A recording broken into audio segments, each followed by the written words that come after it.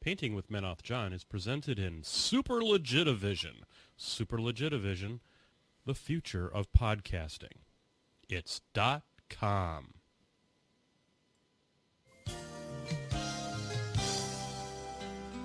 Hello, I'm Menoth John. and I'd like to welcome you. First of all, let me take just a moment to thank you for allowing me back into your homes. If this is your first time with us, let me extend a personal invitation for you to drag out your miniatures and paint along with us each week. Let's go over to the canvas here and let's get started. I believe, every day's a good day when you paint. I believe, it'll bring a lot of good thoughts to your heart. I believe, every day's a good day when you paint. I believe, it'll bring a lot of good thoughts to your heart. Let's build a happy little cloud. Let's build some happy little trees. There are no limits here. You start out by believing here. You can almost paint with anything. All you have to do is practice. Well, good evening, ladies and gentlemen. You know, it's Sunday night, and that must mean that it's all right. It's got to be all right. It's time for us to get together and spend the next 90 minutes together, because that's what we do here on the Painting with Menoth John show, the longest-running podcast on this channel. Ladies and gentlemen, I'm Menoth John, and up in the catbird seat, you know him as the Irrational Gonzo. Yes. Evening. You know, folks, we're one down. We're flying in the missing man formation tonight. Not really. We've got Mr. John Spencer is taking the night off because we hear that this is the Vulpine home invasion holiday, and we got little bunny rabbits all jumping around in people's houses, crapping chocolate and eggs and all kinds of things. Now, last time I checked, Gonzo, rabbits are mammals. Rabbits are good eating. Oh, a brace of conies, if you will. You know, the J.R.R. Tolkien taught us that. Them's good eatings, them rabbits. But, hey, folks, we're super excited to have everybody with us here tonight. We are going to have a lot of fun. We're going to try and do this without John Spencer. He's with his family, having a little bit of the Easter time. And we're a couple lonely bastards right here on television with you. So, yeehaw. I'm drinking wine. What about you? It's a Cabernet. It's a 2014 Cabernet from Sterling Vineyards. What do you got there, pal? Scotch. Scotch. I'm calling 18. Yeah, buddy. So on behalf of my sidekick, my spirit animal, the Rational Gonzo, I'm Menoth John. Hey, Ron. Ron. So I'm not going to drink a whole lot more wine because if I do that, then I'm liable to take my clothes off, and nobody needs that. We've done that within the last month, and that's probably not something we need to repeat right away. What? Internet's not ready for that shit. But on tonight's show, we have a few things that we're going to do. First off, I completed Jaga, which I was painting on the last show, so I want to show that off to everybody. Don't always do that, and I definitely wanted to do that. Also, I've got the Siege toilet in front of me. I'm not sure if I'm actually going to do anything with it, but boy, it sure looks nice in front of me. And also, but the one I'm probably going to work on the most is a Templar. And the Templar is the worst sculpt in all of War Machine Hordes. The Crusader plastic kit needs to die in a fire. It is terrible.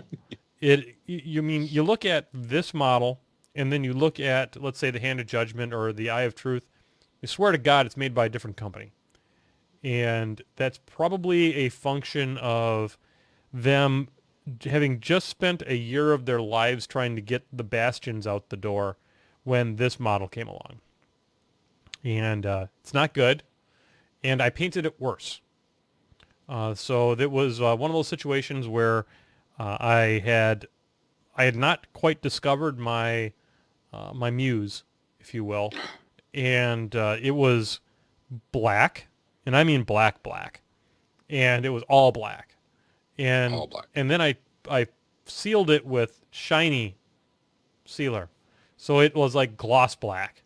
It was the most horrendous thing you ever seen. So what I did was I rebase coated it right over the top because this Restic stuff doesn't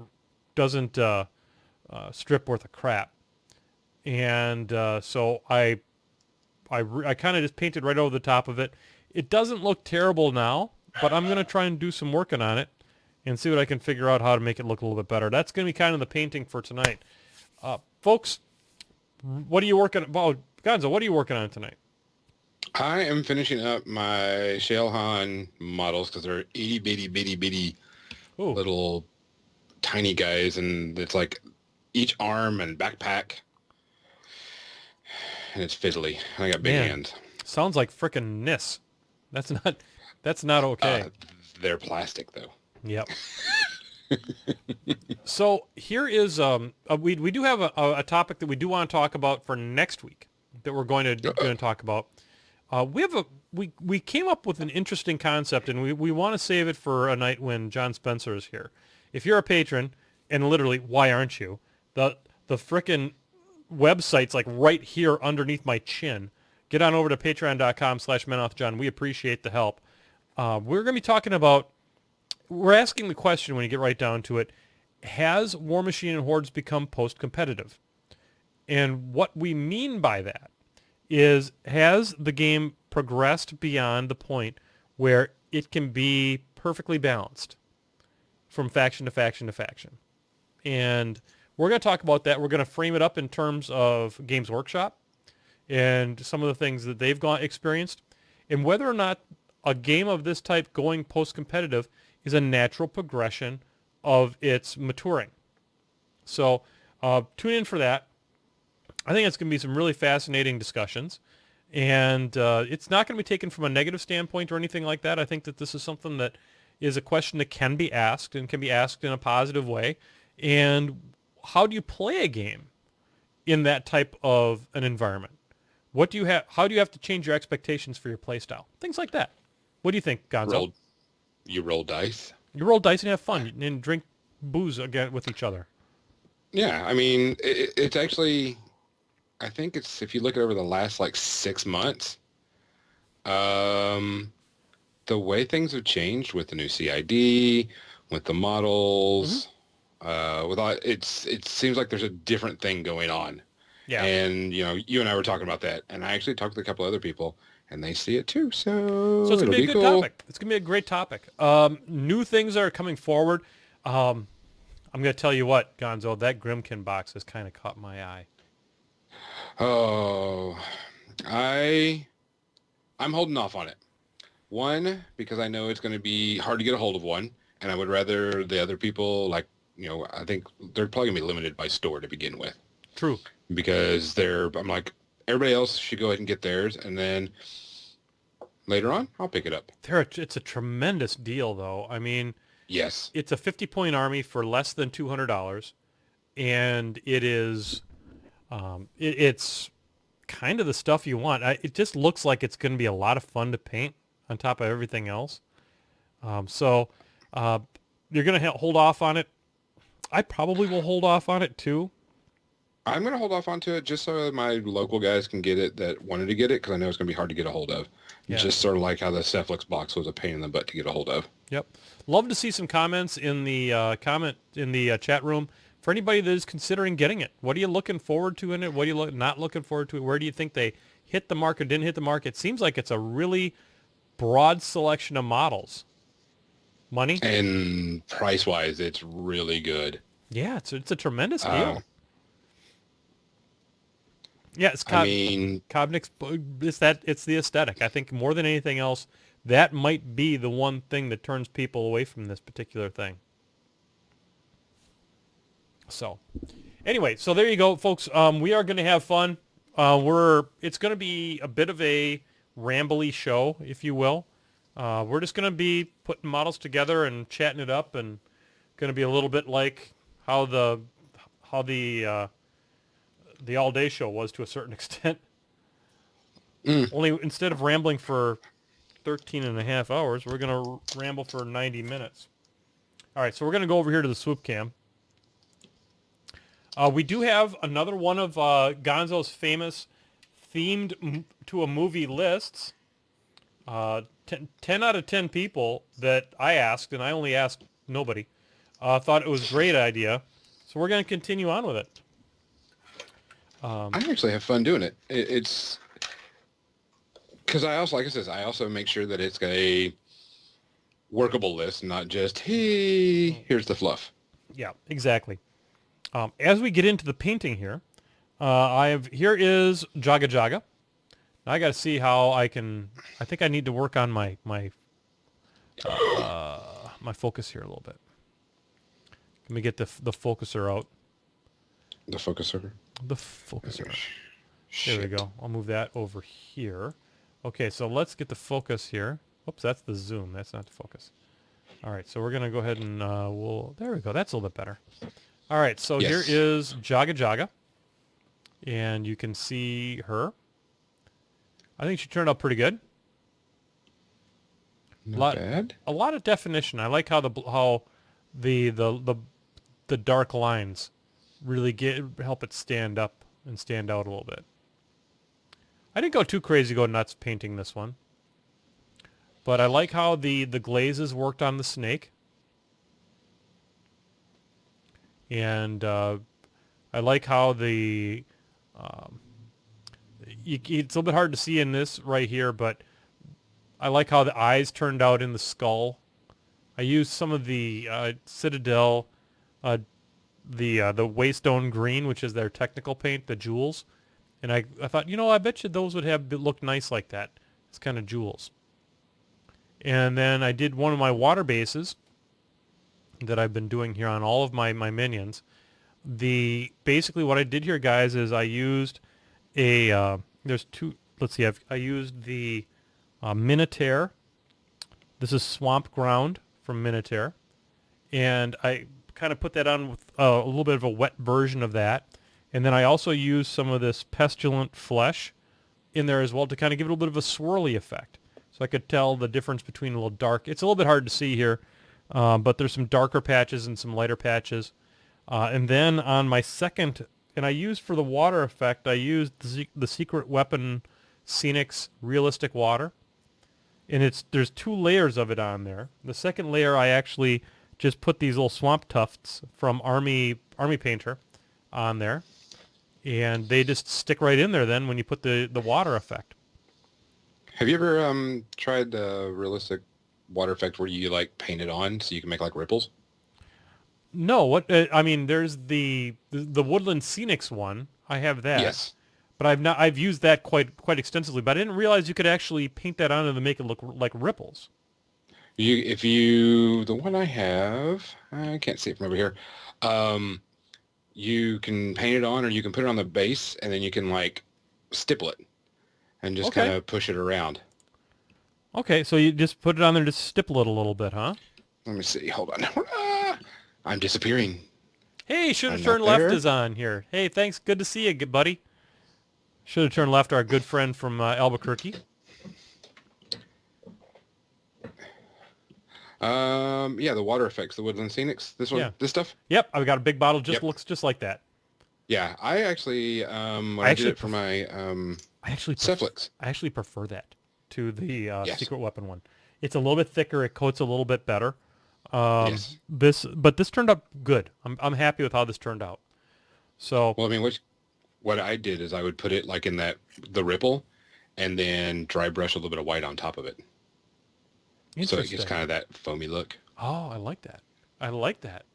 All right, so this is the Templar of Shame.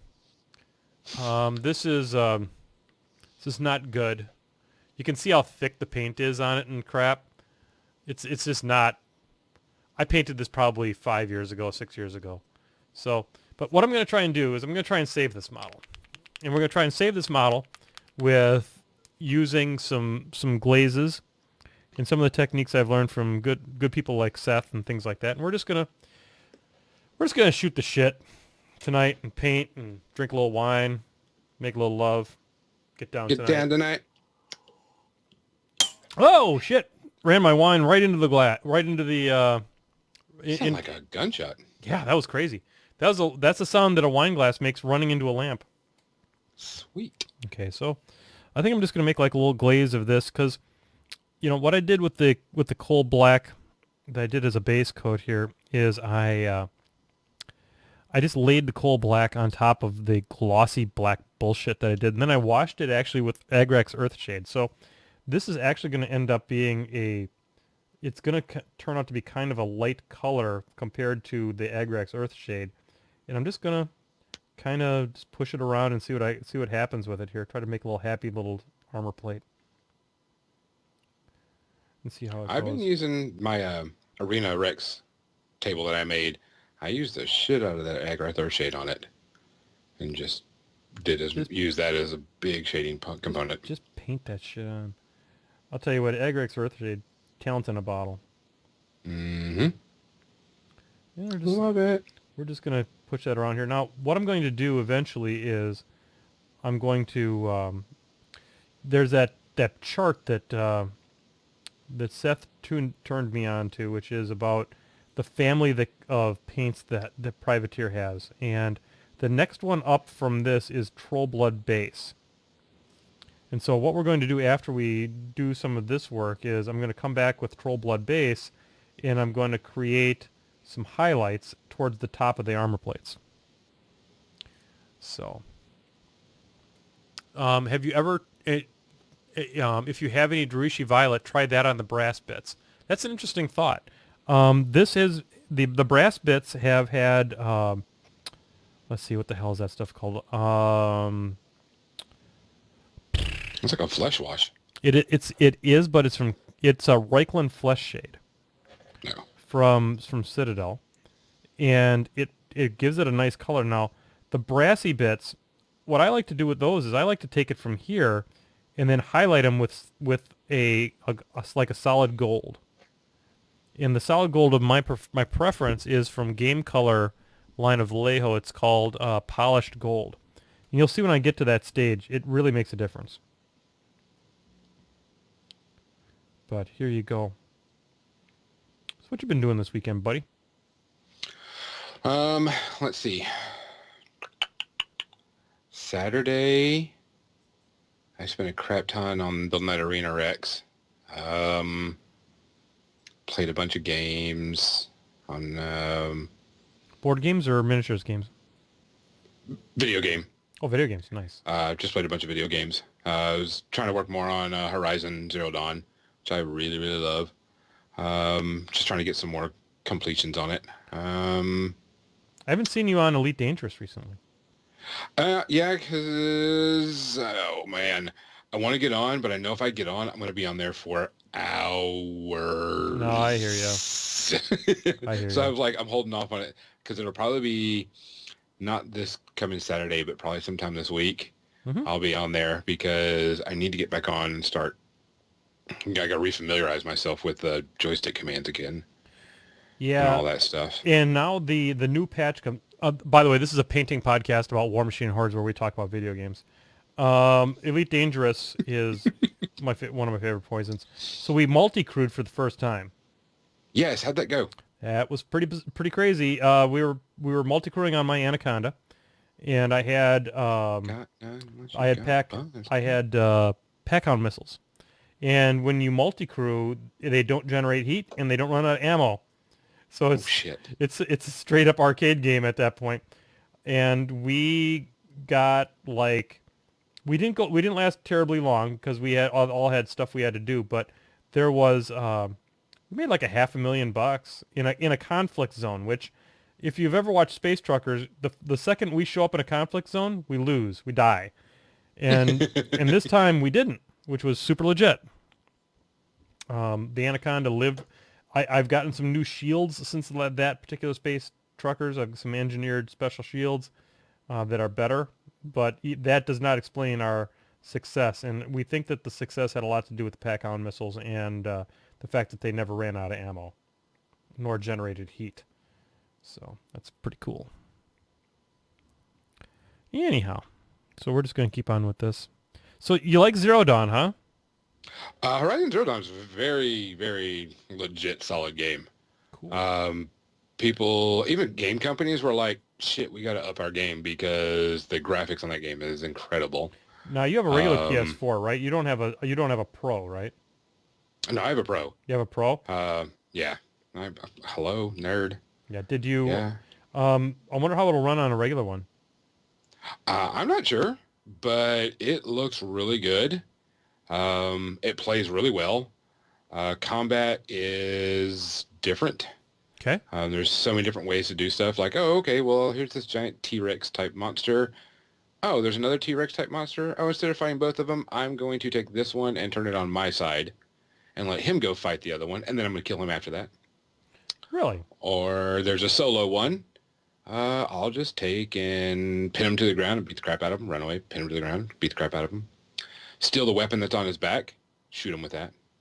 There you go. Because you can blow parts off of the bodies of certain models and stuff. So, I mean, there's a lot. And it's got a really cool story of why everything's the way it is. I can't wait to see what they're going to do next. If they're going to... Just to see what the game company is going to do next. Not if they even continue the story, which I'm sure they will. It'll probably be a part 2 or whatever. Well, is it a? Is this company? Is this their first offering? Actually, I have no clue. I've never heard of them that much, but they made a solid game. A lot of people are like, shit, we got to get our shit together. Good. Well, it's always Let me good. see who they are. Competition is usually a good thing. I could not be less enthused for Quake, the new Quake that's coming out. Could not care less. Guerrilla Games was the company. Let's see what they've made. Bought by Sony. Made Shell Shock Nam. They did the Killzone, so I could see it. They did all the Killzone games. Draco's Dragoon's asking whether or not I edge my my brasses with silver, and I do in small amounts. I don't do it a lot. I'll only do it at the very, very highest points of a particular highlight. Because I think that if you do too much of it, it detracts from the effect.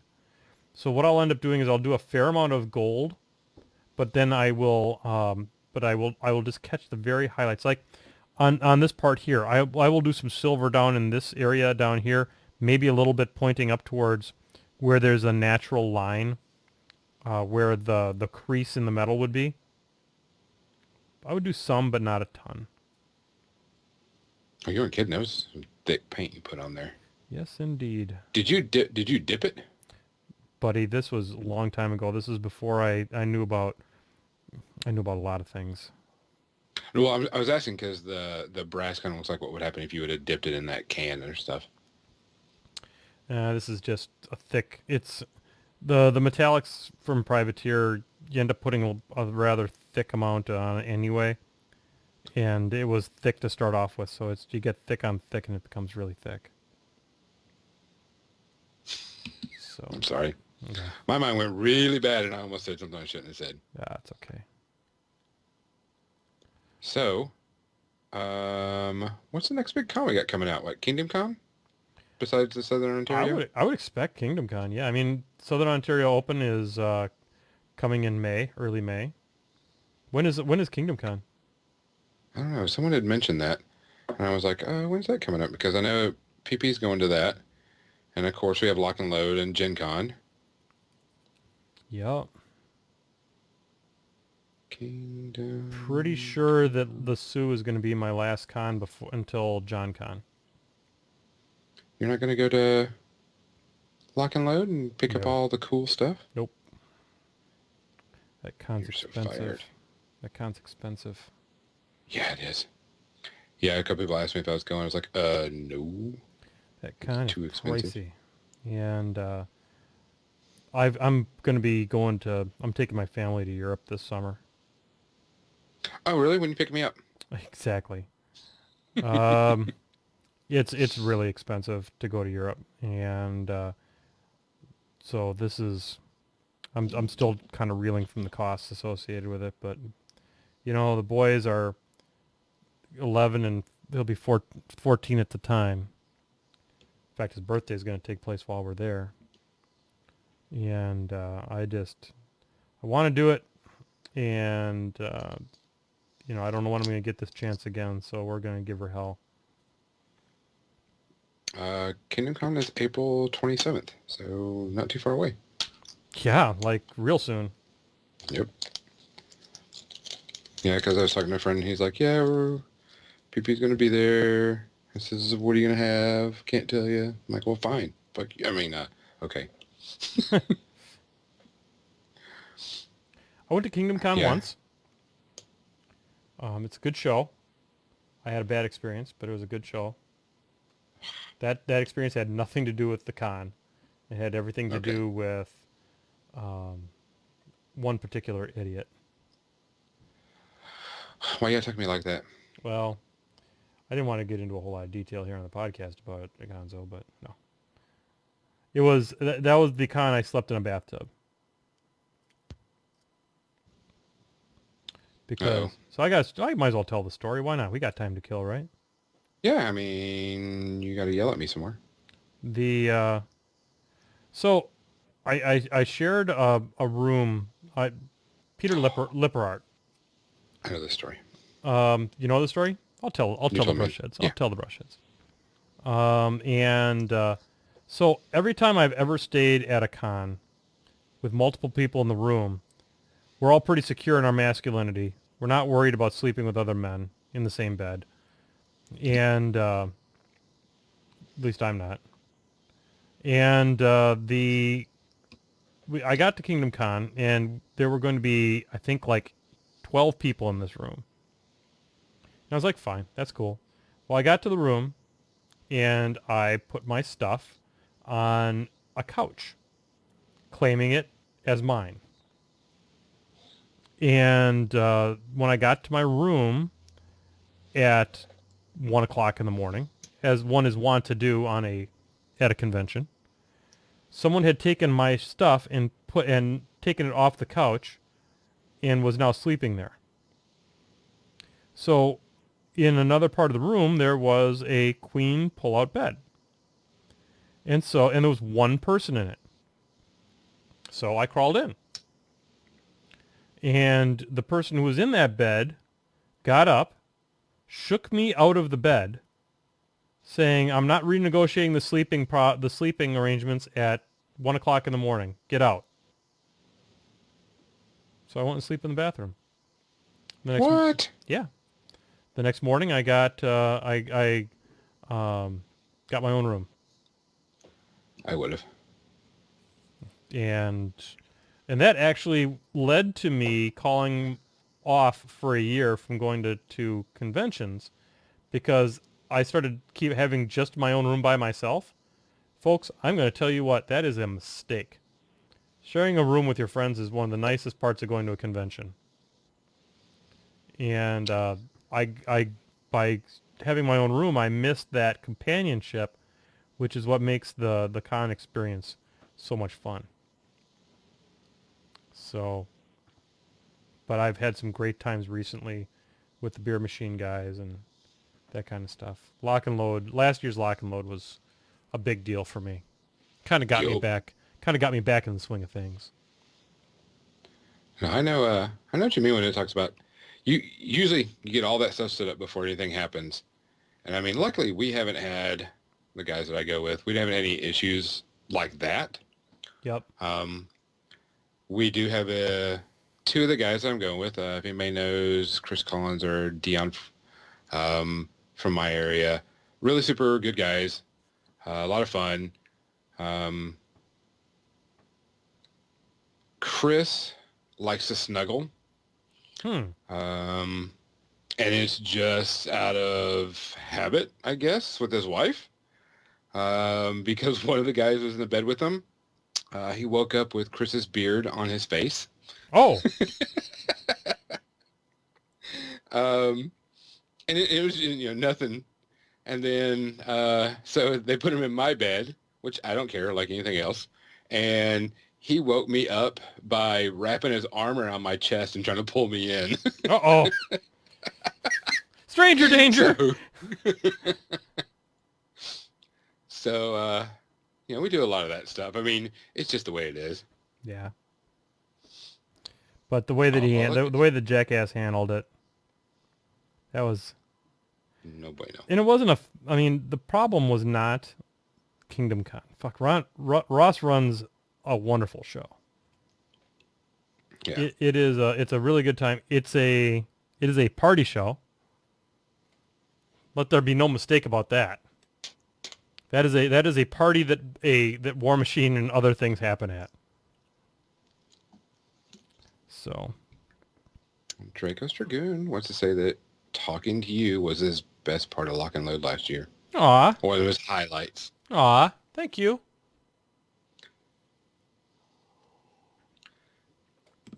So now I've kind of put down the glaze of the glaze of coal black that I wanted to on this.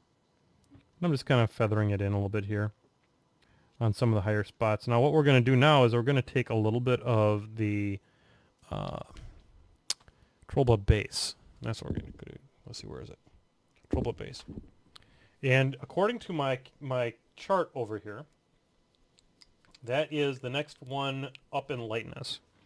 So now I'm going to start working that Working my way into up it. to lightness. Sorry. I'm be working my way back to you, babe. All right. 7:31. 7:31. Yep. What? You wasted 7:31. 31 minutes so far? Yeah.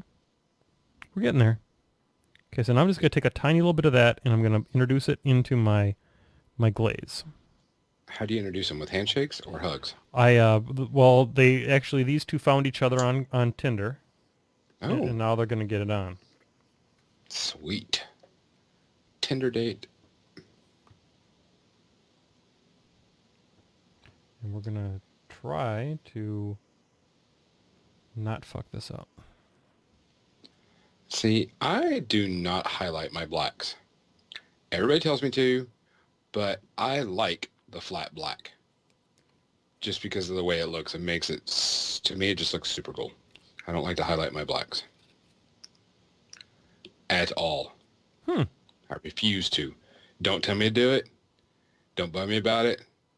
If you do, I'll just ignore you. But yeah, I don't ever highlight my black. This has become a good and thorough fuck around model at this point.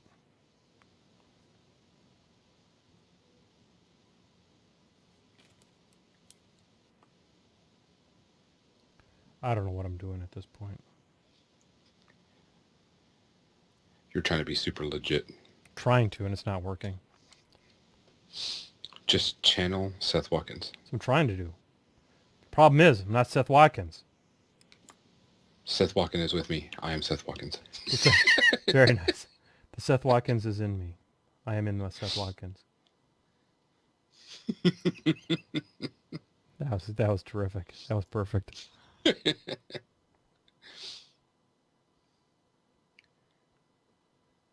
Comic Scotty Potty. That's a really good story. I love con stories. You hear this? No. We had a guy. Here, I'll read it to you because it's actually a pretty good story.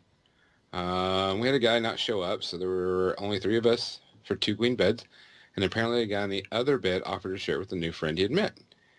He woke up at 3 a.m. to a naked woman in the room. How about that? But it got really awkward for the married guys in the room. Well, there you go. Welcome to nudity. Could have been worse. Could have been a naked guy.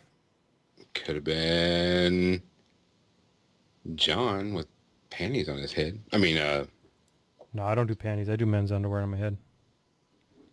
why? They're so silky smooth and comfortable. And breathable. Breathable. This model is going nowhere at 1,000 miles an hour.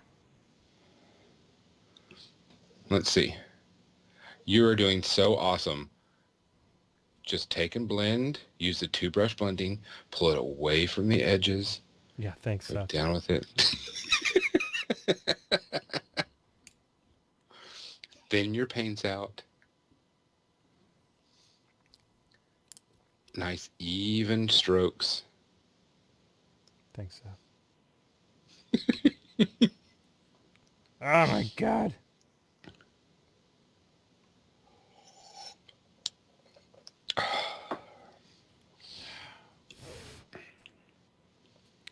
This is going nowhere at 1,000 miles an hour. All right. So I think we're going to abandon trying to make this look great. Okay. So we're just going to say, go with God on all this. So we're going to make ourselves not a glaze, but we're going to do something a little bit thicker. We're going to go old school on this sumbitch. All right. Dip it in a can of gasoline and call it done. Not quite. Not quite. We're not quite that finished with it.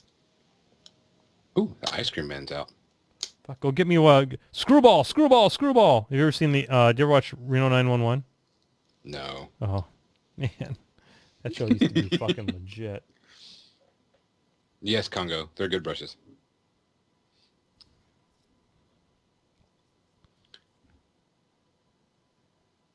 They're pretty decent and good brushes. I mean, what was the purpose of where are you trying to go with this model besides actually improve it? Improve it. Oh. See, there's your problem. It's your first model that you shouldn't have done anything with it. Just leave it alone. There you go, Congo. You're welcome. Guys are watching. You guys are getting the opportunity to watch me just pile it in as a painter. Actually, I like some of the P3 brushes. I also like, what are they? The Games and Gears brushes, because I like the able to open and close them. But I also have like big hands. They're bigly. And so I have to have like a meaty brush in my hand. This is my dry brush. Check out this motherfucker. Holy shitballs. Yeah. That's my big dry brush. I use old GW tank brush. I use the Raphael 8404s. Huge fan. I have a my workhorse is the 0. I have a 1 and a 2 that I use quite a lot. This one I'm using right now I don't know what I'm doing with this model. This is starting to piss me off. I have never tried the Debian series, the Winstons or whatever they're called. Everybody swears by them, but I've never used them. And I'm always afraid of spending big amounts of money money on paintbrushes. The Winsor Newton Series 7 up until about 4 years ago was just the best you could buy. It was amazing. Then they went sideways with their Sable, and they had trouble getting them imported and stuff like that, and I don't know what they changed, but when they came back, they couldn't hold a tip to save their sorry ass. So I found these Raphael 8404s. You have to give them some love. You have to you have to condition them, and you have to use the the brush soap and leave the brush soap in and all that kind of stuff. You can't abuse them, but I'm really satisfied with them as a brush. All right, so how? I think we're just gonna put a little bit more coal black on this just to kind of lighten it up, and then we're gonna do some highlighting on the reds, and we're just gonna call it done. Done. I mean, I have a ton of brushes. I mean, I've got like 6 Games and Gears, about 4 P3 brushes, some Army Painter brushes. I mean, I have a whole case. I mean, I've even got like, I went to, I don't know where it was, Hobby Lobby or something like that, and got these little shitty paintbrushes that I use for dry brushing. Yeah. Some detail stuff. I mean, I have a little case over here of all of my stuff that I use. I'm not a fan of the Games and Gears because I don't feel like they hold a point terribly well. I have only had one do that so far, so I've been pleasantly surprised. Yeah, I guess they've had some quality control issues. Like, I've got one right now that's curling, and I'm like, ugh, motherfucker. But I'm actually kind of rough on my brushes too, so I don't take care of them as the way I should. And, I'm not that awesome of a painter anyway, so I don't worry about it. I get it done, so it's done, and that's it. Is it tournament legal? Done. So don't worry about it. This model's killing my soul. You have a soul? Kinda. Yeah, okay. So, did you play any new games or different games? Let's see, this week, no. No. I mean, I played King of Tokyo last weekend with my son. He. Was it a good game? Oh, that's that. Have you ever played King of Tokyo? Oh yeah, that's like one of our con games. Like when we're all done, we'll sit in the hotel room and bring that out because it's a small area to play on. Have you played King of New York? Yes. King of New York is once you get King of New York, there's never a reason to play King of Tokyo ever again, Oh, is it? in my opinion. Because the King of New York is just a strictly better King of Tokyo. I enjoyed very much. And the fact that my son could take the game to school with him on their day before spring break and teach it to his friends and stuff like that, I thought was super, super fun.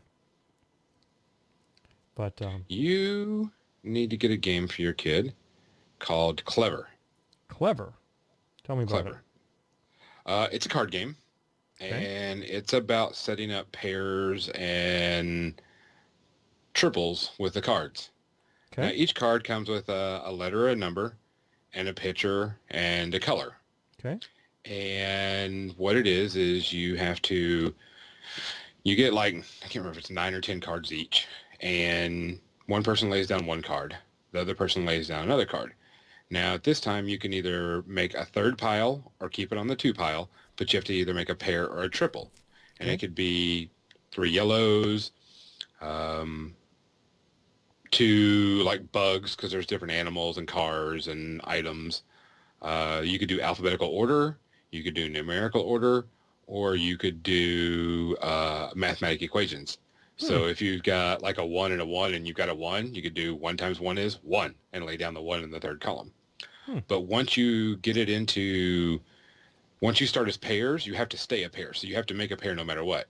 Okay. So you, and if you can't, you pick up what's down, and that's, you know, whoever's got the least amount of cards at the end wins. But once you go to 3s, you have to stay 3s. So you have to actually plan ahead on everything you're doing. Interesting. And it's super, super good. My autistic kids, I play that game with them for my ADH ones a little bit so they can try to, you know, concentrate and pay attention to what's going on and stuff. But it's a lot of fun, and it's just a simple card deck. That's all it is. And it's fun to pull that shit out on people and then watch them become frustrated. Because you can spell names. Okay. You can, you know, if you can spell dad, you spell dad, mom, whatever, any 3-letter word. Sometimes abbreviations can count depending on where you go with it. I think it was 2 years ago it came out at Gen Con, and you can play with multiple people. There's different ways to play, but that's the base game. And it's pretty fun. Also helps with quick thinking and engaging those parts of the brain that you want to engage. What'd you play this week? Let's see. Besides a couple of War Machine games and video games, went over some Arena Rec stuff. Really enjoying that game a lot. That game is super fun. It's really quick, and I really like it. Well, you know, a friend of mine, we were talking about it. We were like, okay, it's really quick. You only have like 5 models. I mean, if you wanted to buy the entire line, it's like $1,000 to buy the entire line. But what we've come to notice is the game's a lot more complicated than it looks. Or I shouldn't say complicated, a lot more tactical than it looks. Yep. Because they brought out their tournament packet, and they have some really cool things going on with that. Like one of the arenas, you have a wall that goes up and down during certain points of the game. So you have to get ready and wait for the wall to come up and come down, or, you know, with the wall goes down, you move a model across, and then it could actually go back up while one guy's all by himself. Which would be bad beat for to him. shit. Yeah. So, but no, we were working on that. There's like 6 of us or so that got it, and it's a good quick. I mean, you can play a game in 30, 40 minutes. So I mean, it's not anything too crazy. What else? That's about it. I'm coming to the end of the year for school year, so it's a lot of paperwork. I hear you. You were talking about that during the pre-ramble. Too much paperwork. You know, folks, Too pre-ramble, much. that's your best look at behind the scenes here at Painting with Menoth John. You know, there's a lot of intrigue, mystery, and je ne sais quoi that takes place during the course of the pre-ramble. Unless you become a patron, shit, you ain't gonna know about any of that. Can you believe all the je ne sais quoi we had going on in today's pre-ramble? Oh man, and also you get to see the behind-the-scenes workings, as in fixing headsets and speakers I know, and right? microphones. Fixing inputs on things so that we don't, so that we can, you know, people who are watching the show can hear things. Because I hear podcasting, you want people to be able to hear what you're saying. Unless it's me and you just don't give a fuck. Yeah, exactly. Probably better off not to listen to what we've got to say, to be honest with you. I can give you some insights into stuff that you just don't want to know about. So I guess I'm going to Shanghai in June Why are you going to Shanghai? for work. We're starting up our new roastery there. Oh, really? Yeah. Yeah, that doesn't look too terrible. It doesn't look Looks terrible. better. Yeah, it looks better. Getting the Gotta blend highlighting. it a little bit, and you know. Thanks, Seth. Make sure it's all thin. Drag the paint out. Find a happy little tree for it. Pull it all out. That's what she said. Pull it out. Pull it out. Then the miracle of birth. What? What? That's a miracle? No. Poop stories. Just 30 minutes of hardcore poop stories. What? Kovnik Scotty Potty wants to hear poop stories. Poop stories. I remember I got one. I got one too.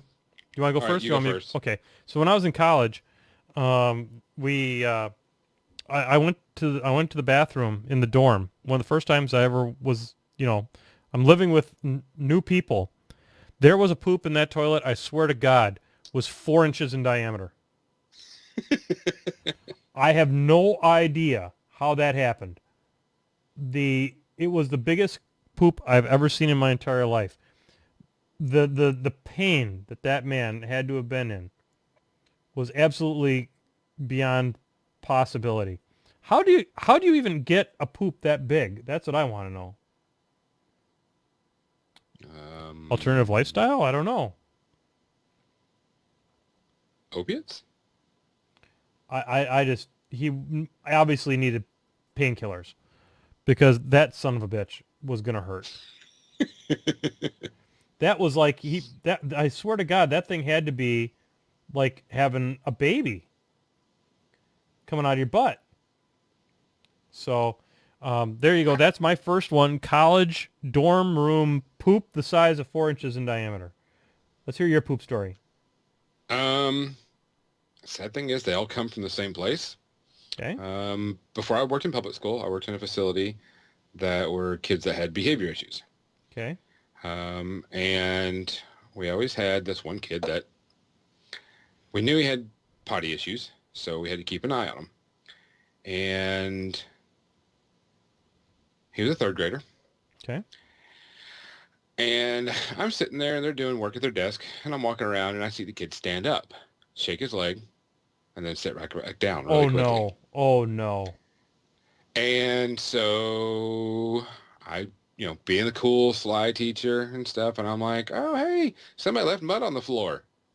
And he goes, oh, yeah, I think it came off of my shoe. So he picks it up and puts it in his desk. Oh no. So we had to have, everybody leave and everything. Oh my.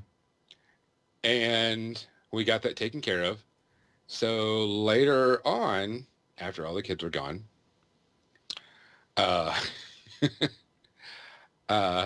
we decided to do desk checks. And that's when the rule finally came out that we dump desks instead of sticking our hands in them because there was old poop in there. Oh. My guy reached in to grab something out of the back, and, well, he got a handful of feces. Oh. Yeah. Oh. Oh, I got more. I can keep going. All right, Scotty Potty, this is all your fault. This is all your fault. We used to have a kid. Of course, no names or anything. But he would poop little small ones and just leave them all over the building. And so they became John Rocks. You know, so... Not this John. Not Menoff John Rocks. And so anytime we'd walk around, we see something. And it was like, is that a John Rock? And so we, inch up to it. Yep, it is. Someone, all right, call maintenance down here to clean it up and stuff. So... Oh, maintenance. Poor maintenance. So, being the asshole that I am, I decided to go get some chocolate. Oh no! You did you do a proceed to Bill? leave some on the floor, looking like a John Rock. Did you do a Bill Murray? The old pick it up and eat it trick. Yep. God, that was so much fun. People would freak out so much. Oh God, it's not so bad. John Rocks. Woo woo. There was another one. We could change subjects anytime now if you wanted to, But if you got more, I mean, I guess. No, yeah. There was another one, and I'm not going to go the full details, but it was before I got there, and I heard this story from a friend of mine that I worked with, and there was this kid, and there was a facility person that worked there that was like a John Coffey type guy. Like, why is everything John? Why is everything John in these stories? Well, John Coffey from, Green Mile type. Huge black guy. Okay. And so this kid was trying to get him in trouble and stuff and everything. And so he's in these rooms that we had set aside. And he was yelling that, John raped me, blah, blah, blah, blah, blah, so on and so forth. And, That's you just awesome. messed that up. I saw that. Thank you. So, of course, everybody's in there, and they're like, well, how can you tell that, what do you mean he raped you? So he's proceeded to poop on the floor. And, of course, the poop was, a dark brown, blackish color. He goes, look, there's his baby. Oh, my. Okay, we're changing subjects right the fuck now. Where it's over. Nope. I'm calling truce. Nope, we're done. Anyhow, so thanks, Scotty Potty. We're not answering any of your questions ever again. So you took down some questions actually from before, did you not? Yes, I did. We want to go hit those questions? Yes. All right, so let's go with the one. Kid or best faction? Or bestest faction? They're acceptable. I mean, they're no better than anybody else. They're super legit. Okay, now a real one that I thought was actually a really good thing is, what do you do if you're in a funk about, faction or models or game? I've always taken a break. I've walked away from War Machine Hordes for a while, and it seems like my painting comes and goes as far as my enthusiasm for painting. So there are some times when I'll go, for weeks where I'll just be a painting fool, if you will. But other times I'll just be a fool and not paint. But so I think that when you're in a funk, do something different. Give yourself a break. This isn't your job, man. This is a game. So give yourself a break and have some fun doing something different. Play video games, go hang out with your friends, pick up maybe a meth habit, something like that. Try something different. What are your thoughts, Gonzo? I agree. If you're in a funk about a game and you're afraid that, it's just not fun, or you're tired of painting, just can't get motivated, go try something different. Go to your local store. There's a ton of games out there. I mean, there's a ton of good stuff too. So don't, I know it's War Machine and Horde stuff, but there's a ton of small games that are really fun and really worth it. Doesn't have to be miniatures. Just find something else to get you off doing what you're doing and go find something different. And then you'll get back in the mood, I'm sure, and you'll have some more fun. Yeah. Another question. If you jump into a faction, do you buy all into it, or you just get what you want? Build a list. Pick a list that you're dying to play. And buy the stuff you need for that. I think that, I think Minions is probably a perfect example of when I jumped into a faction I didn't have before. I looked at what I had and what I didn't have, and I said, well, for 4 models, I can play 2 lists into Minions because of my trolls, and I already had Fire Frogs and I already had Posse and stuff like that, and I decided I bought Jaga, I bought Rask, I bought a couple heavy kits of the Wrestler and the blind was it the Blind Walker or whatever it is? Blind Water. Yeah. So it's just like for 5 or 6 models, I got into a whole new faction, and I think that's probably a really good way to look at it. Is go small, and then you find if you really like the faction, you can do more with it. What are your thoughts, Gonzo? I agree, especially, since we're at the start of a new faction coming out. Mm-hmm. And I'm sure everybody wants to get in on Grimkin. Yeah. Oops, I lost your microphone went dead. Oh, is it there? Now it's back. Now it's back. Now it's back. I would definitely just build like 2 75-point lists and buy that. That way you don't have to buy a lot. Getting the, like I said, if you're going to do a Grimkin, get the all-in-one box. You can find all-in-one boxes for whatever faction you want to get into. That's a really good one because you're going to use most of the stuff in that box anyway. Yep, and it's a good value point, and give that a try and see if it works for you. If it doesn't speak to you, especially remember, this is if you're a hobbyist like most people who watch this show are, you're going to want to decide whether or not that is a faction that you want to paint. Is it something that you're going to want to spend some time with? Yeah. So. But usually whenever I'm into a faction like Khador, I get everything. Because there might be a point when that one model is going to be good. And especially when we switched over from Mark II to the new edition, some store had all the cannons. What are they called? With the field guns. Field guns, yeah. Yeah, they were buy one, get one free. Now look at them. Yep. Yeah, I got them. I mean, I have 2 fully painted Sunburst Deliverer crews. The UA just came with a whatever that solo is that makes them super legit. That kind of stuff happens in this game.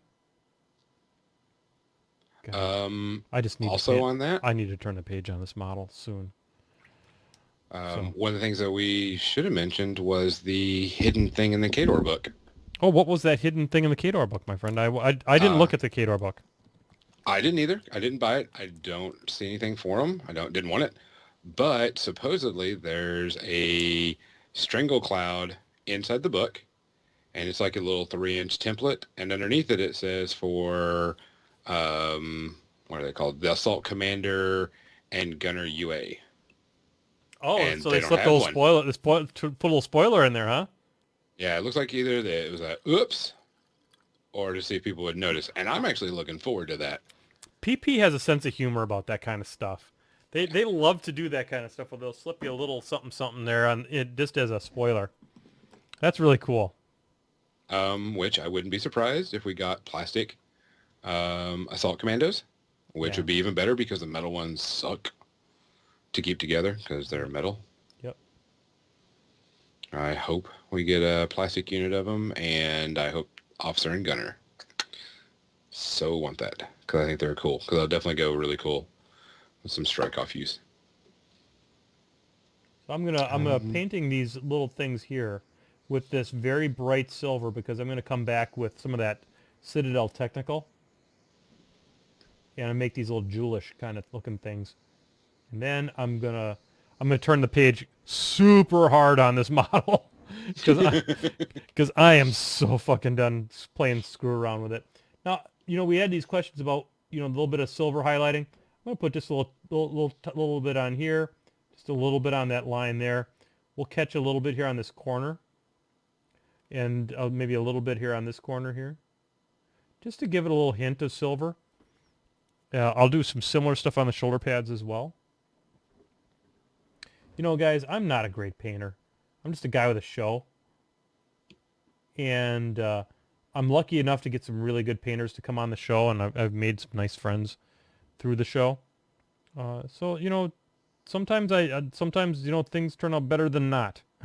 Sometimes they turn out better than sometimes they don't. Sometimes you feel like a nut, sometimes you don't. Sometimes you feel like a... Sometimes you another don't. one, which I've never done, is weather pigments and powder. I have Have never you played with used? it. I have never played with them. Neither have I've done weathering, but I've done that with the Citadel Technical paint, the Typhus Corrosion, and the what else? What's the other one? The Rise of Rust. And I'm going to be doing that on the Siege toilet here as soon as I get around to finishing base coating it. I've never used them, never seen it, never tried it. I use a new weathering on my stuff because, like I said, I'm kind of like, get it done, get it over with, get it out of here. Yeah. I hear you, man. So I think I'm going to... So what I'm going to do with this model is... OSL is a great way to hide shitty paint jobs. And Is that so... why other painters use it? Well, no. Real painters paint it well. Oh. I don't really do that so much. So what I'm going to do here is I'm going to take a little bit of white, and I'm going to lay it down into the boiler section in the back, because the boiler section on this thing is boring as fuck right now. I'm going to put a little paint on there, and I'm going to use my little 4-0 brush, which is really small, and I'm going to lay it down into these little bits here. Be real quiet while I'm doing it so I can understand what the hell so I can actually concentrate. I'll come back with a little OSL down in here. Hopefully it'll make up for the half-assed job I've done on literally every other part of this model.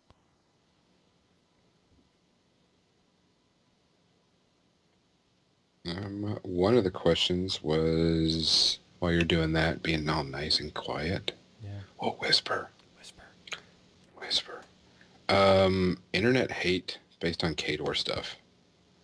I'm a person that likes to test tons of lists, and I'll test and test and test and try different things out. What is it? What's her face? Zerkova 2.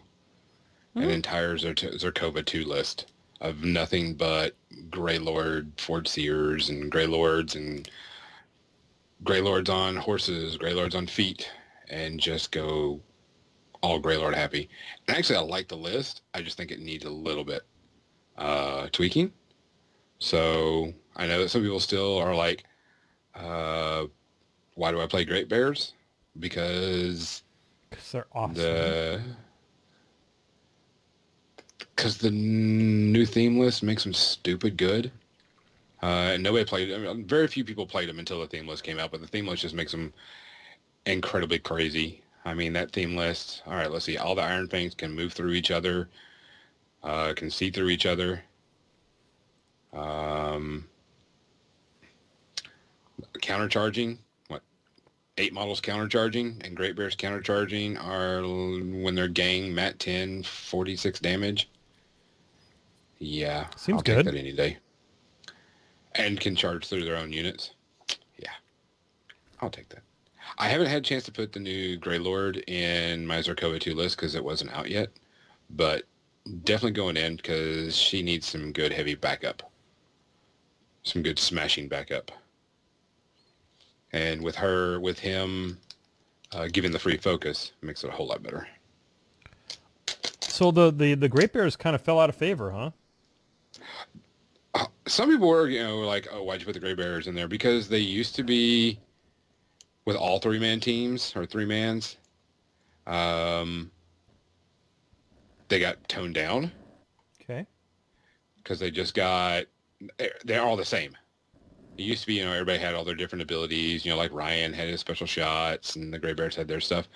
Yep. But whenever this new theme list came out and they got counter charge, yeah, nothing like someone going, all right, I'm going to charge your jack that you left open. Okay. All right, I'm going to counter charge with 3 Gray Bears. And those 3 Great Bears are mat 10 now. Swinging, PAL 11, 46 damage, and, which I'm sure I'll have an Iron Fang Kovnik within like 8 inches. They get to choose the column they do the damage to. Seems good.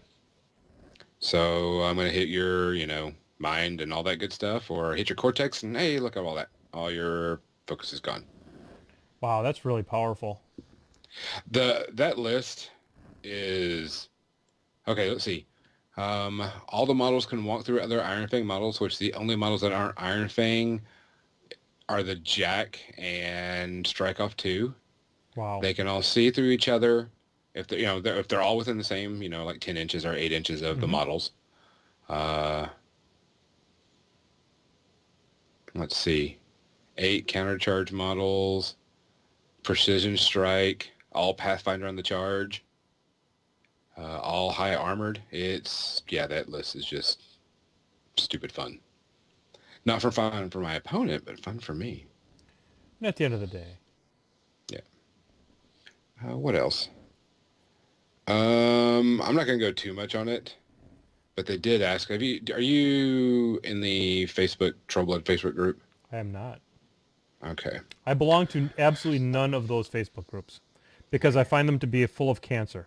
And I'm trying to not have cancer for as long as possible. I agree with you.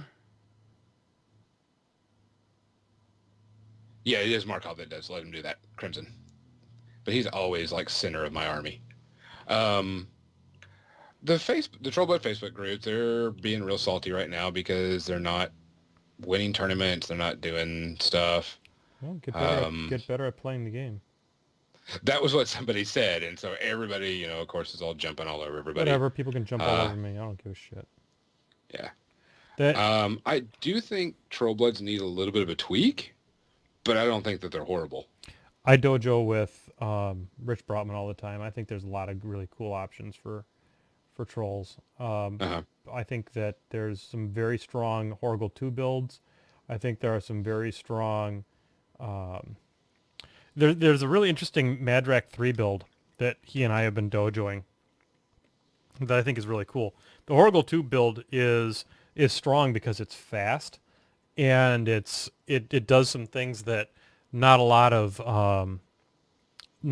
troll lists do, and it gets across the table and is strong enough to survive there for a little bit of time. So I think that there is some, trolls, I'm sorry, I think they suffer from a little bit of list diversity issues more than anything else. I think that the change to tough has been particularly hard on list diversity because I think it makes you lean towards heavy champion builds, and then they put that theme out there that encourages you to do champion builds even beyond that. And I think that I think they have, like I said, list diversity issues more than anything else. I'll agree with you. When the new edition came out, I was like, I think I'm going to play Kador just because it was something different, and we were doing a journeyman league to start it off, so I tried that. And then I went back into trolls, and I was like, I don't like trolls that much anymore because I was coming down to there's not much variety in the list. It's pretty static. Yeah. And that kind of stinks because I like my trolls. I've got a decent amount of them painted. I have no clue where to start if I were to bring my trolls out again. So, which caster to use? Horrigal 2 with 2 units of Tuffalows is super fun. Okay. Is super fun. Yeah, because I can see that. Inviolable Resolve is really, really good in trolls. And then if you pair that up with a bomber and you pair it up with that bomber and a couple of pyre trolls, you can get downright abusive.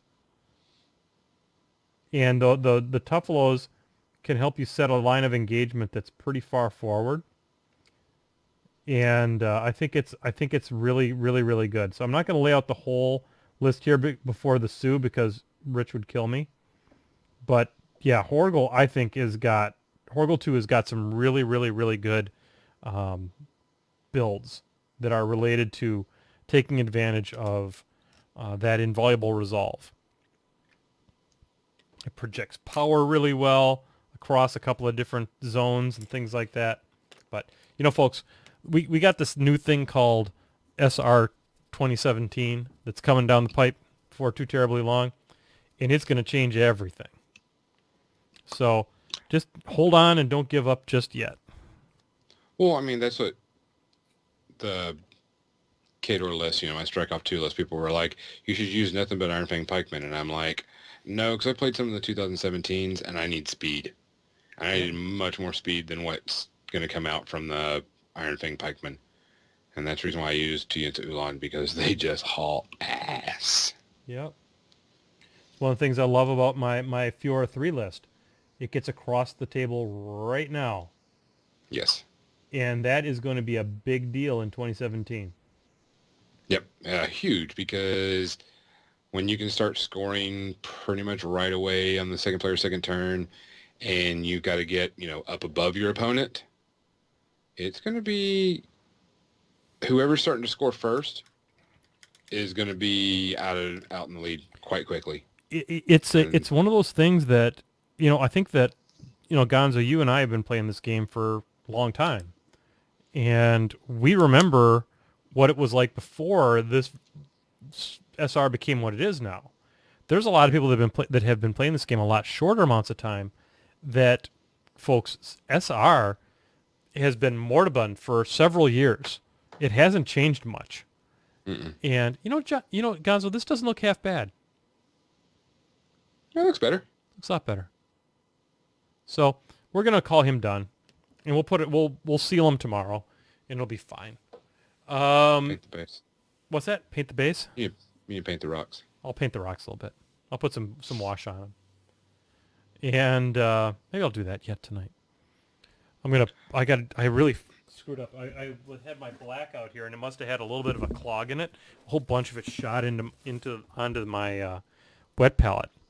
But it didn't get on the actual sponge, so I'm gonna get the parchment paper up here before it befouls my entire wet palette. There we go. Hey, it is 8:15, Gonzo. We have got some shit to talk about. I'm gonna put the lid on my wet palette here, and then I'm gonna switch over to the movie thing. That last 45 minutes went really, really fast, boss. Well, we just had to figure out something cool. Yeah, we talked about it. So let's get on over here to the media section. Media section. There we go. Get that Giving thing out you of the the way. media.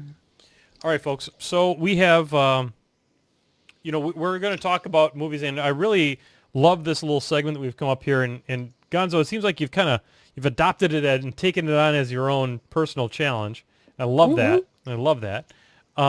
Here, guys, we're going to talk about the movie this week is Rogue One. And I'm going to go ahead and put up our theme list. We actually went to the poll of the show this time to select this. But I think we should probably talk about the movie first, shouldn't we, Gonzo? Oh, of course. So take us away. Tell us about Rogue One. Rogue One is a little movie from an independent company. Yeah, nobody's ever that heard had of us. I actually, I bought the Blu-ray because it came out, and I was like, I'm going to rewatch it, see if I can find scenes, see things that, that we talked about, like where they cut in stuff from A New Hope into the flight scenes. Okay. And stuff. And I was like, this is really cool. And, just looking for those small things, because I watched it less as a Star Wars fan and more as a, okay, this is something new. This is really cool. Oh, that was a really good, good line and stuff. And I still love it. Still one of the best ones. Yeah. I really hope, and I hope that Disney will give us the darker version. That'd be nice. When it comes out, because when they will let us, because they said that they toned it down and had to tone it down because people said it was just way too dark. And I was like, it was dark still, but I would love to see the darker version of it. Yeah. Yes, Congo the Jurga Man. We realized that I put it up as Rouge 1 when we talked about this movie the first time. Nobody gives a shit about that. Thank you for pointing that out. I'm glad you're a patron.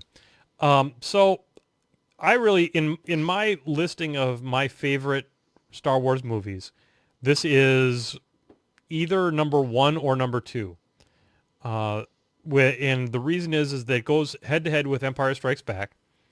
And I think that for me, the reason I would put it above Empire Strikes Back is that it is, I think, a little bit better paced than Empire Strikes Back, in that when I watch a movie, I want it to be paced quickly enough that I'm always kept engaged, and the training scenes on Dagobah in Empire Strikes Back do get a little bit slow in some parts for me. I can see that. But at Rogue One, I think just hits it out of the park as far as pacing is concerned. You really get to care about each of the different characters. Are we outside the Rogue One spoilers, statute of limitations? I would say so, since the Blu-ray came out. If you haven't watched it now, Yeah.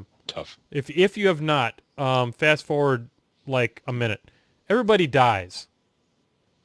And, that is really damn rare these days. That you TPK the entire cast. And I really thought that was really neat. It's going to be interesting to see how the Han Solo movie is constructed, because obviously you can't do a party wipe on Han Solo. Nope. But it is to be a bit of a standalone, and not standalone, but it'll still be canon. But it is going to be one of these Star Wars stories. So really excited about it. Loved it. Now, we've only got another 13 minutes here.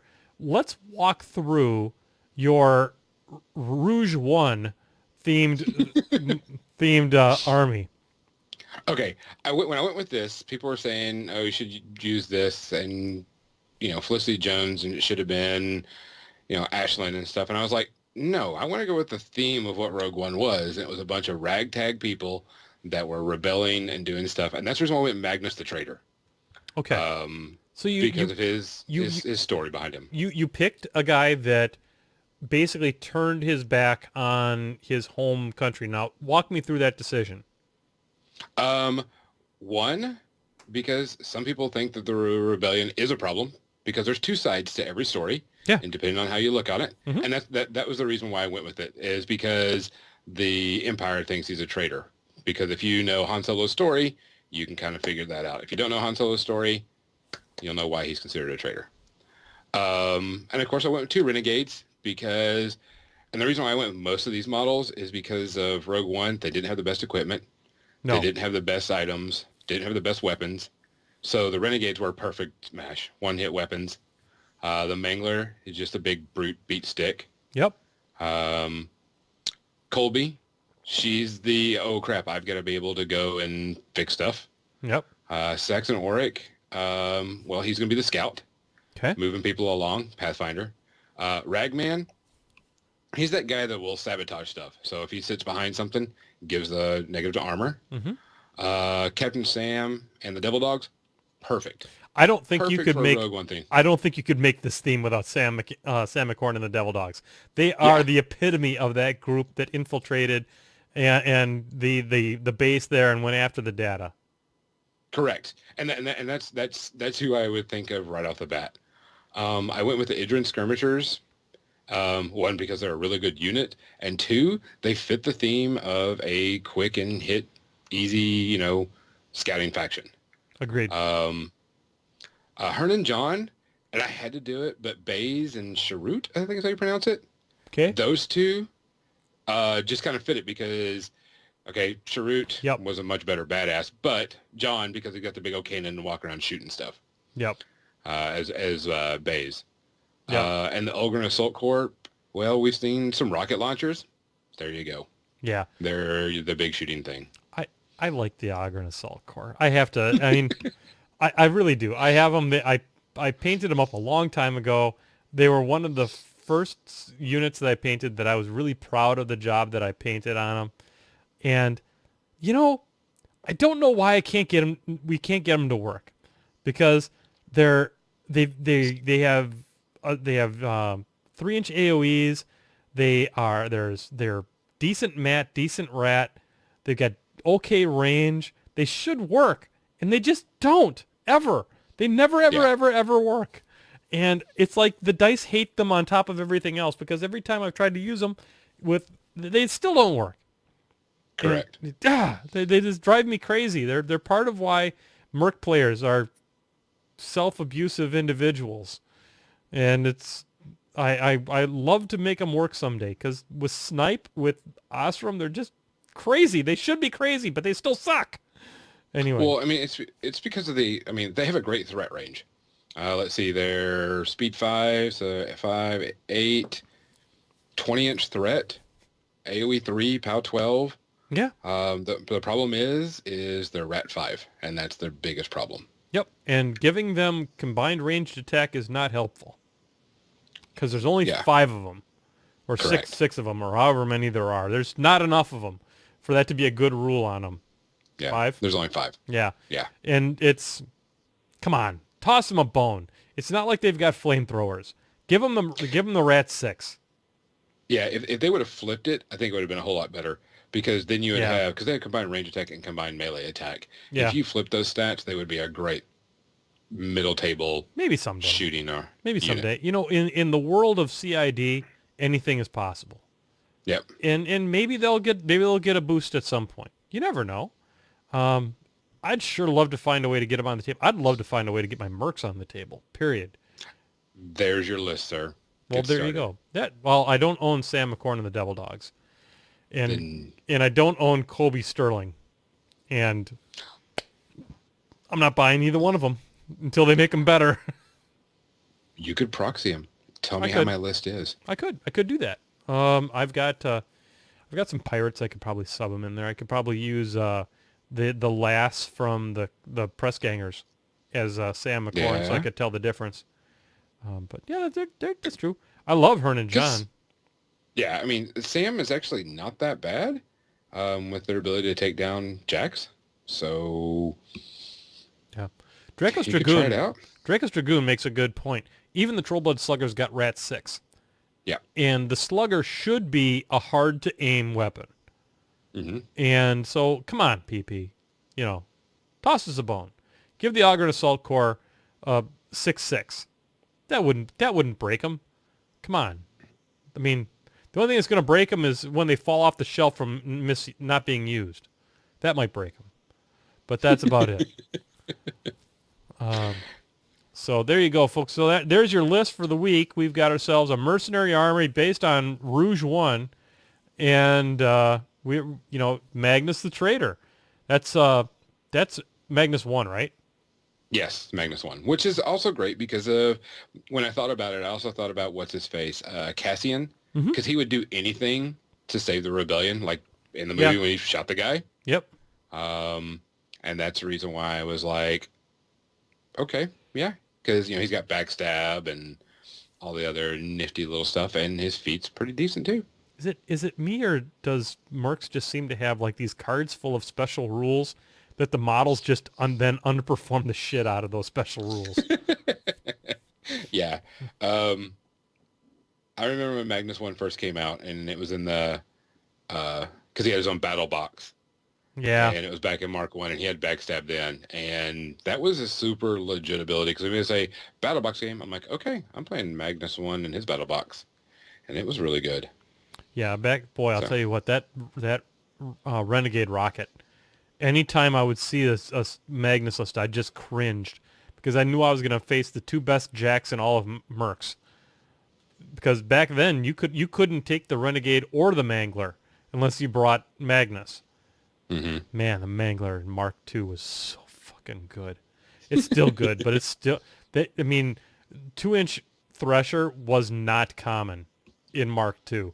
Now they hand it out like a little bit of candy. But Anyhow. Hey, folks, we are closing in on the end of another program here. Anything else on the movies we want to talk about? Trailer. Oh, yeah, we got to talk about the trailer. Thank you very much. So they did us a study and released a trailer for The Last Jedi. And I tell you, folks, if there's negativity about that trailer, that is nothing but haters going to hate. Because what they're giving us is The Empire Strikes Back in this movie arc.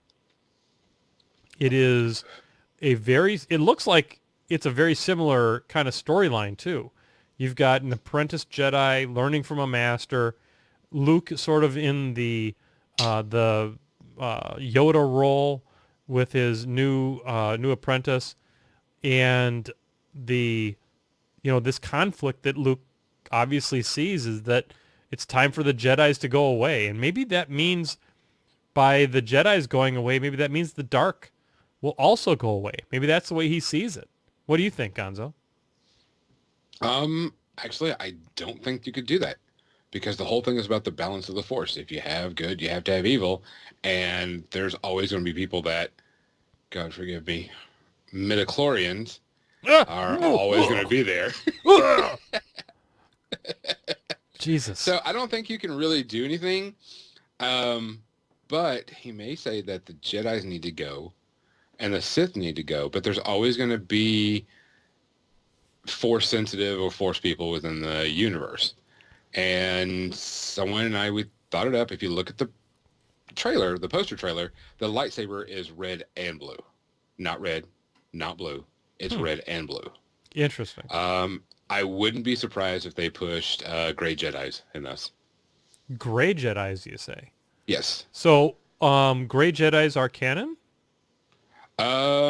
There's a back and forth thing on that. Okay. They're kind of like neutral. They just go back and forth, and they don't go to one side or the other. And really, nothing's really canon anymore because it's a whole new universe. Yeah, that's true. But I wouldn't be surprised if they did, because if you look at her, she's got a hot temper. She's got a problem with the temper.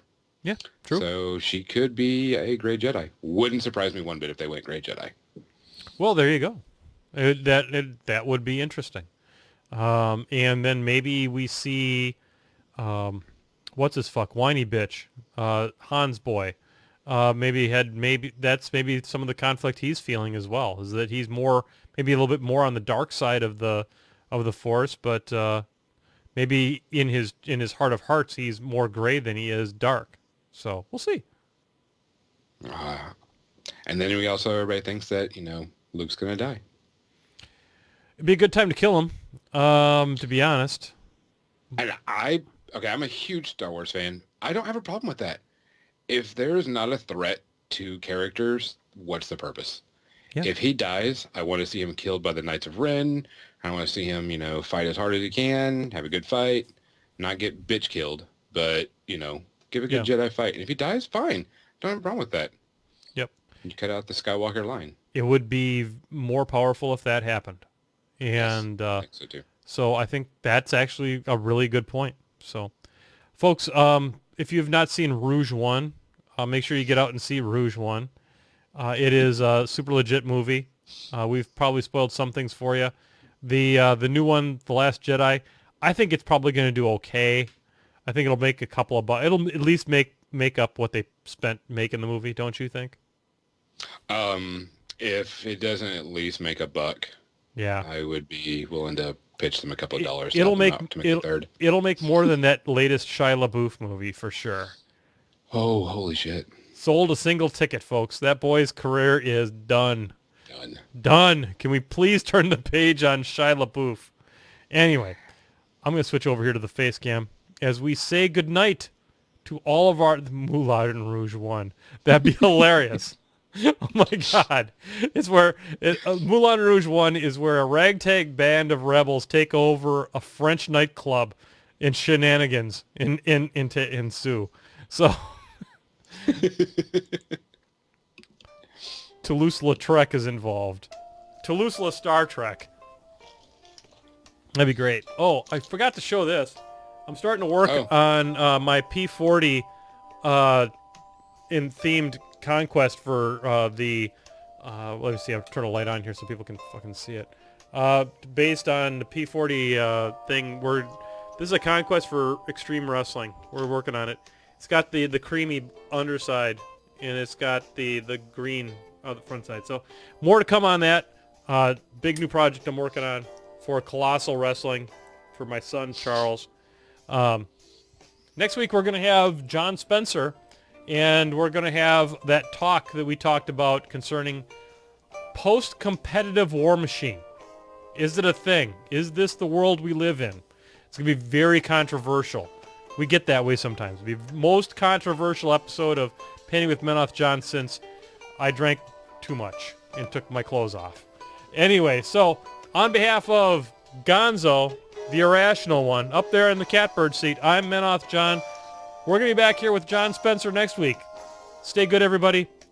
Don't take drugs. Or if you do, give some to me. Talk to you later. Good night, everybody. Night.